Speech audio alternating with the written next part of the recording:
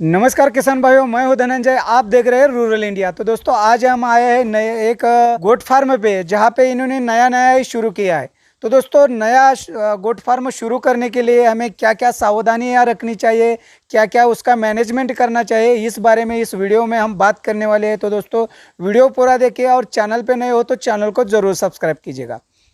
तो दोस्तों लॉकडाउन के काल में बहुत से हमारे युवा बड़े बड़े शहरों से गांव आए हैं और गांव में कुछ बिजनेस करना चाहते हैं। तो दोस्तों ये गोट फार्मिंग या हम बकरी पालन कहते हैं, इसको करना बहुत ही इजी है। आप ये बकरी पालन कर सकते हो, इसमें अच्छी कमाई कर सकते हो।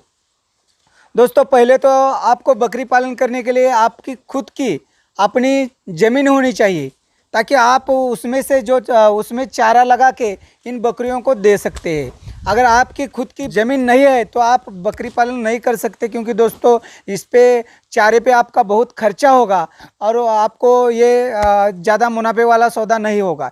इसलिए अगर आपके पास आपको आपकी खुद की खेती है तो आप ये बकरी पालन कर सकते हो।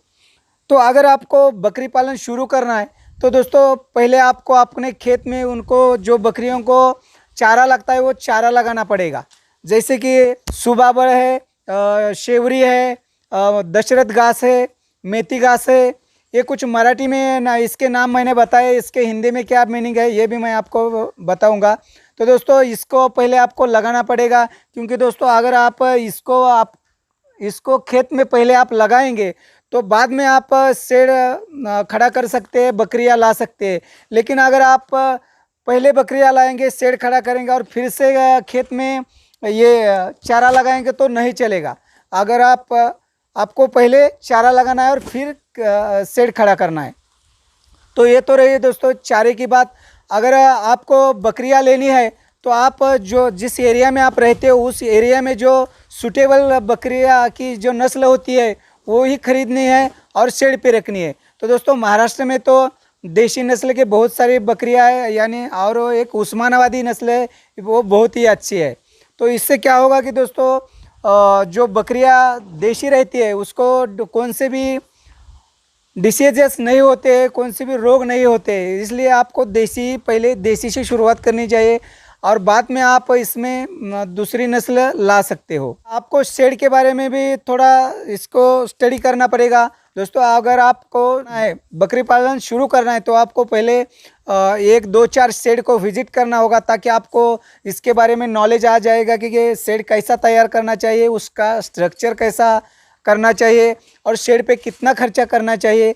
आप अगर ये 5 या 10 शेड को विजिट करेंगे तो आपको इस बारे में पूरा नॉलेज आ जाएगा। बकरी पालन में नए हैं तो पहले आपको 10 या 20 बकरियों से आपका बकरी फार्म शुरू करना चाहिए। और जो शेड है वो शेड कम से कम खर्चे में उसको आपको बिल्ड करना चाहिए। तो दोस्तों अगर बहुत सारे किसानों ने पहले क्या किया कि शेड पे बहुत सारा खर्चा किया, यानी 4 लाख 5 लाख शेड पे खर्चा किया, तो शेड पे ज़्यादा खर्चा करने से जब उन्होंने बकरी खरीद के शेड पे लाए तो उनका बजट बहुत बड़ा हो गया और उसमें मिलने वाला मुनाफा कम हो गया।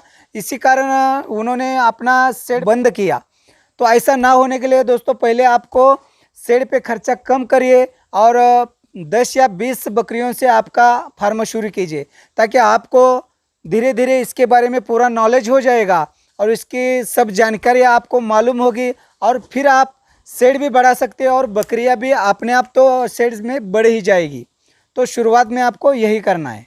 जो हमारे शेड पे बकरियां होती है तो दोस्तों उनको चारे में हम हरा चारा दे सकते हैं, सूखा चारा दे सकते हैं और उनकी सेहत अच्छे रहने के लिए हमें थोड़ा सा मिनरल मिक्सचर और खाद में मक्का दे सकते हैं, गेहूँ दे सकते हो। मार्केट में उनको खाद भी मिलता है जो बकरियों के लिए तो खास करके तैयार किया जाता है, वो भी आप उन्हें दे सकते हो। इससे क्या होता है कि जो छोटे छोटे बकरे होते हैं वो उसकी सेहत अच्छी रहती है और जो बड़ी बकरियां होती है उनकी सेहत भी अच्छी रहती है और जो प्रेग्नेंट बकरियां है उनकी भी सेहत अच्छी रहती है। इसलिए दोस्तों मिनरल मिक्सचर और बहुत सारे खाद का भी आप शेड पे उपयोग कर सकते हो। पहले तो दोस्तों शेड पे ज़्यादा खर्चा नहीं करना है, चारा आपको पहले लगाना है। ये कुछ बातें आपका ध्यान में रखेंगे तो आपका जो गोट फार्म है वो 100% सक्सेसफुल होगा। शेड में आपको इसी तरह जालियां लगाना है ताकि अलग अलग कंपार्टमेंट बनाएंगे तो दोस्तों आप हर एक कंपार्टमेंट में अलग अलग आयु के बच्चे हो या बकरियां हो, बकरियों के बच्चे हो, उनको अलग अलग रखेंगे। अगर छोटे बच्चे हैं तो आप उसको अलग रखें, प्रेग्नेंट जो बच्चे हैं उसको अलग रखिए, जो बड़ी बड़ी बकरियां हैं उनको अलग रखिए। बकरियों के सींग बड़े होते हैं, वो एक दूसरे को मार सकते हैं, इसलिए उनको अलग रखना है। और जो नर रहते हैं, नर बकरे रहते हैं, उनको भी आपको अलग रखना है ताकि वो ज़्यादा बकरियों को परेशान ना करे। तो ये कुछ बातें हैं आपको ध्यान में रखनी है। ये बातें आप ध्यान में रखेंगे तो ज़रूर आप सक्सेस होंगे। एक बकरियों से हमें कितना रुपया मिल सकता है इसके बारे में भी हम बताएंगे। तो एक बकरी 16 या 18 महीनों में 2 बार जनती है और उसको एक बार में 2 बच्चे होते हैं, यानी कि 18 महीनों में 4 बच्चे एक बकरी दे सकती है। अगर एक बकरी 18 महीनों में 4 बच्चे दे सकती तो 4 बच्चों के हम अगर एन एवरेज 5,000 में एक बकरा मार्केट में सेल होता है, उसके आगे ही जाएगा। क्योंकि दोस्तों अभी तो मार्केट इसका बहुत बड़ा है, उसका मीट का जो रेट है अभी 600 रुपये पर केजी तक है। तो अभी 5,000 के ऊपर ही हमें हर बकरे की प्राइस मिलने वाली है। तो 20,000 रुपया 18 महीना में एक बकरी हमें दे सकती है। तो ये तो हमने कम से कम रेट बताया है, इससे ज़्यादा ही मिल सकता है।